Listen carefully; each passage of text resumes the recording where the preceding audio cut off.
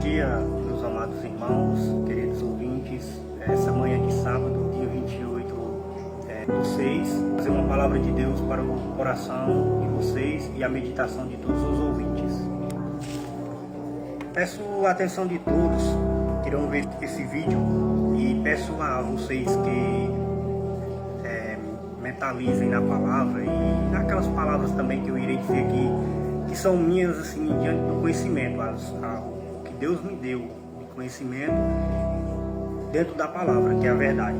Porque a palavra ela nos liberta deste mundo que a gente vive, que é ilusão. Isso aqui é ilusão. Tudo isso aqui vai passar um dia. E eu quero que vocês saibam disso também, para que vocês não morram sem o conhecimento da verdade. Dentro do coração do homem, dentro de nós, nossos sentimentos, meus amados, isso, Deus me traz essas reflexões aqui para me trazer para vocês. Que nós tenhamos uma vida boa ou ruim, não importa o que seja, existe uma necessidade maior na vida de todos, que nada vai preencher. É um vazio que só Deus preenche, e vocês vão entender por quê. A imagem e semelhança de Deus. Deus é o nosso Criador. Desde o princípio, na passagem que muitas pessoas que não creem têm por fábula, e a Bíblia é um dos livros mais antigos de toda a história da humanidade, né? Que falam de coisas que já aconteceram, que falam de coisas que estão acontecendo e falam de coisas que irão acontecer através das profecias dos homens usados por Deus, que são os profetas. Então, se vocês se atentassem a buscar a verdade e a tentar conhecer, vocês iriam ser libertos do mundo cativo, certo? Um mundo cativo, enganoso, que prende com coisas boas para satisfazer a vontade da matéria, que é a carne. Aí, mas por que você diz isso, Júlio? Se você já foi um pecador? Sim, eu também tenho que dizer dessa forma, para vocês entenderem. Eu já fui um pecador, quer dizer, sou um pecador ainda. Reconheço que eu sou, mas hoje eu escolhi viver diante da verdade, e eu não vou conseguir só com esse se eu estiver buscando a verdade para minha vida. Eu posso cair, porque a própria palavra de Deus diz que o cair é do homem, mas o levantar é de Deus. Então nas minhas orações eu peço a Deus sempre que me levante, que me encha com a sua palavra, com o seu poder, para que eu não venha a cair, porque nessa terra nós não somos nada. E eu irei tentar estar trazendo aqui para vocês alguns versículos da palavra de Deus, e eu peço que vocês observem bem a meditação diante da palavra. Vamos lá. O primeiro versículo que eu irei estar lendo para vocês aqui se encontra em Jó, capítulo 1, versículo 20, que diz assim, prestem atenção. Então Jó se levantou, rasgou o seu manto e raspou a sua cabeça e se lançou em terra e o adorou. Esse versículo 20 do capítulo 1 de Jó fala que Jó viveu um pequeno processo diante de Deus, um processo no qual posto por Satanás, justificando Jó ser um adorador ao Senhor, porque ele tinha tudo. Ele tinha tudo, tinha uma boa família, tinha riqueza, tinha fazendas, tinha bois, tinha tudo.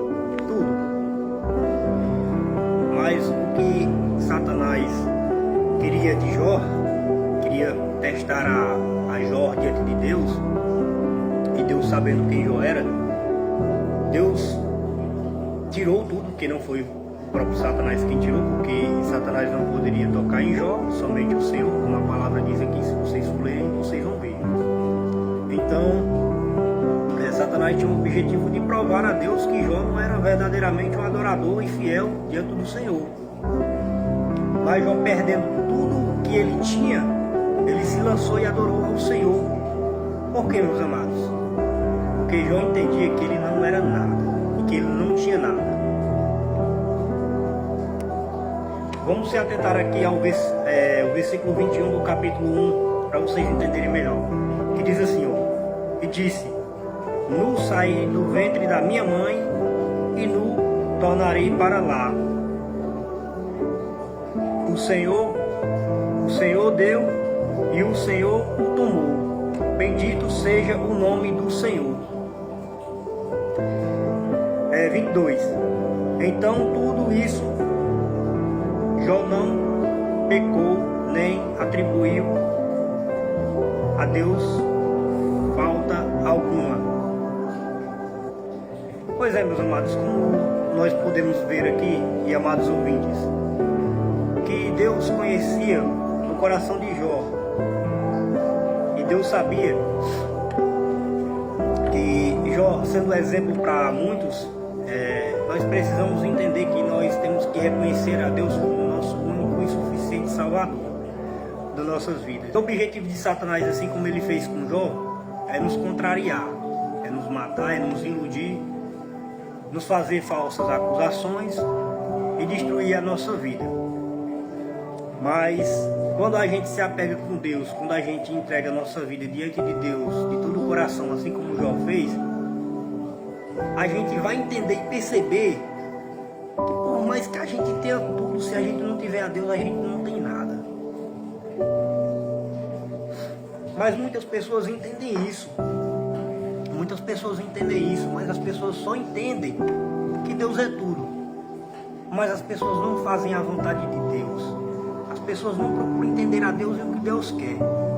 E quando for no final dessa vida, meus amados, muitos vão penar, dizer: eu tive a oportunidade de adorar o Senhor e buscar o Senhor, mas eu me deixei levar pelo inimigo de nossas almas.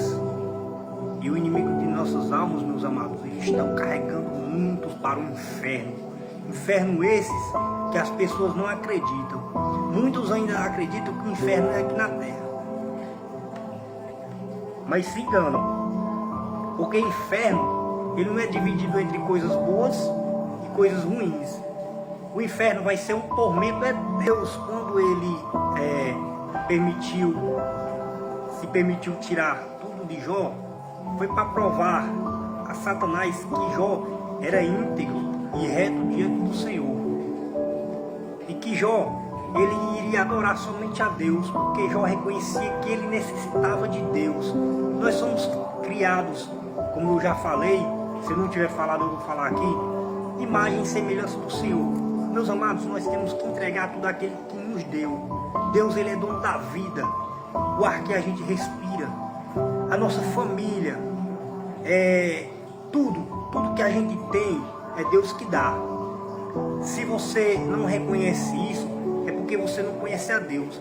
Conhecer a Deus não é só dizer: ah, meu Deus, faça isso por mim, ah, meu Deus, abençoa a minha família, ah, Deus, eu preciso disso. E quando você tem que fazer realmente a vontade de Deus, você se nega a fazer, porque nós somos templo e morada do Espírito Santo, e nós não podemos nos afastar da vontade de Deus e da verdade, porque vai chegar um dia que nós iremos procurar ao Senhor e não vamos achar, e pode ser tarde demais para cada um de vocês.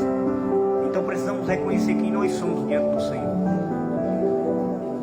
Essa é a reflexão que eu quero deixar para vocês aqui.